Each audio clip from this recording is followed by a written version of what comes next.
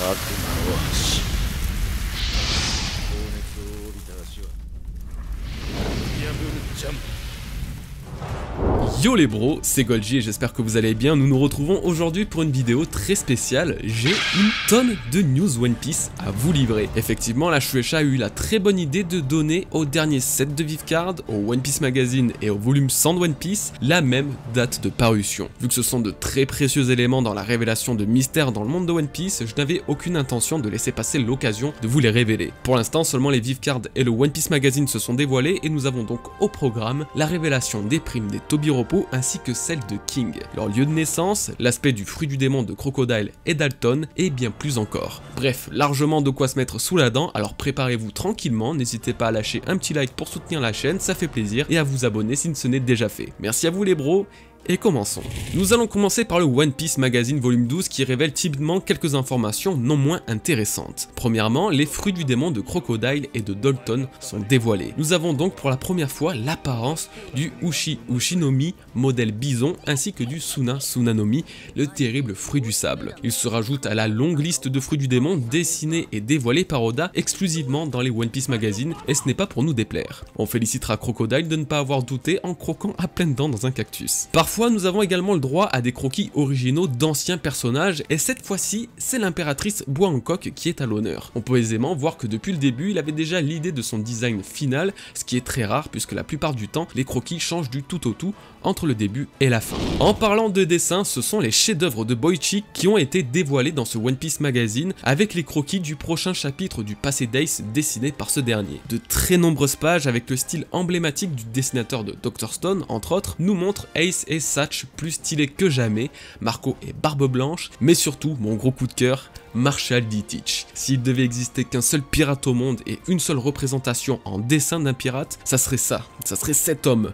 La haine qu'il dégage est juste exceptionnelle et l'aspect sombre lui sied vraiment à merveille. Pour finir, la couverture spéciale du magazine sous le signe des trois frères est également montrée et je dois avouer être totalement tombé sous le charme de la simplicité et de la pureté de cette cover qui est largement l'une des plus belles qui nous a été donnée de voir. C'est allé très vite, il n'y avait pas beaucoup de contenu pour le moment au sujet du One Piece Magazine, mais ça risque de changer très vite avec de nouvelles informations, donc soyez juste un petit peu patient, et s'il y a du lourd qui sort, j'en ferai une nouvelle vidéo. A vrai dire, le lourd se trouve ici, dans les Vivecard, des primes, des lieux de naissance et plus encore. Commençons par les Tobiropo. Le montant des primes des 6 pirates sous le commandement de Kaido ont été entièrement dévoilés, nous avons donc du plus petit au plus grand, Page One qui possède une prime de 290 millions de berries, Ulti qui possède une prime de 400 millions de berries, Sasaki qui possède une prime de 472 millions de berries, Black Maria qui possède une prime de 480 millions de berries et Uzu qui possède une prime de 546 millions de berries. Il reste évidemment Diez Drake, pas de nouvelles à son sujet, la dernière prime qu'il possédait s'élevait à un montant de 222 millions de berries, elle est sans doute beaucoup plus haute à l'heure qu'il est. Leur lieu de naissance a également été mentionné et il se trouve que tous sont originaires de Grand Line sans réelle précision,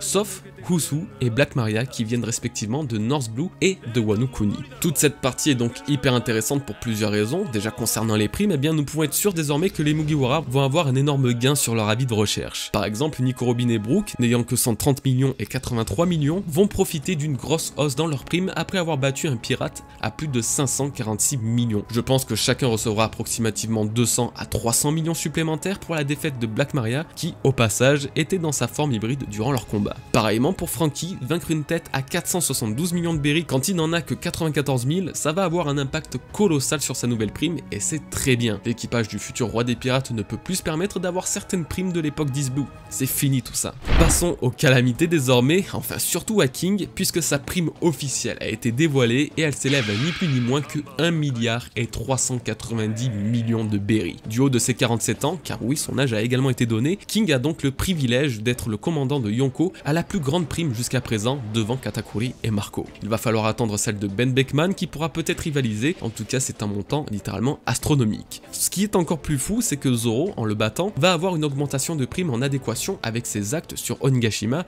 et avec celle de King. Lui qui n'a actuellement que 320 millions de berries, va voir sa prime, sans l'ombre d'un doute, frôler ou même dépasser le milliard de berries. Ce qui est pareil à mon avis concernant Sanji puisqu'il affronte Queen et c'est 1 milliard et 320 millions de berries. S'il parvient à l'affronter et à le vaincre, alors Zoro et Sanji verront réellement leur prime exploser. L'équipage de Luffy deviendra alors pour la première fois un équipage à 2 ou même 3 membres dont les primes dépassent le milliard à l'image d'un véritable équipage de Yonko. La hype est à son paroxysme, le roi des pirates et ses ailes vont littéralement s'envoler après cette guerre de Nigashima. Pour rester sur King, sa race est également mentionnée, oui comme nous l'avons appris la semaine dernière dans le chapitre 1023 de One Piece, il fait bel et bien partie de la race de Lunaria. Alors ça signifie beaucoup de choses, notamment que les Vivcards sont bel et bien des sources fiables et qu'Oda dévoile des informations à leur éditeur des mois avant qu'ils sortent. De ce côté-là, les sceptiques des Vivcards seront peut-être rassurés. Également, et même si c'est très sous-entendu, King fait partie de la race des Lunaria. C'est un fait, c'est acté. Nous n'en savons pas plus à l'heure où je vous parle de cette fameuse tribu, mais on peut être sûr que King en est l'un des descendants. Quelques facettes de l'histoire de la calamité de Kaido ont également été révélées. Il aurait été charmé par la force du Yonko et l'a ensuite rejoint en tant que subordonné. Nous n'avons cependant aucune idée de quand il s'agit. En tout cas, c'était avant de faire Wano Kuni leur base, car il a aidé Kaido à conquérir ce pays. Et attention, il a suivi Kaido en direction de Marineford il y a 2 ans pour participer à la guerre, mais ils ont été arrêtés par l'équipage de Shanks le Roux. C'est donc officiel, au moins King accompagnait Kaido en direction de la base de la marine, là où se déroulait la plus grande guerre actuelle. Cependant, sans grande surprise, un autre Yonko et son équipage étaient présents pour les arrêter. Reste à savoir si Kaido était seulement accompagné de King ou s'il avait d'autres membres de son équipage. En tout cas, Shanks et le sien ont été assez puissants pour leur barrer la route. Encore une énième altercation que nous rêvons de pouvoir lire et voir dans le manga, malheureusement nous allons devoir nous contenter de l'imaginer. En tout cas, c'est tout concernant les informations vraiment intéressantes autour de King. Passons désormais à la suite,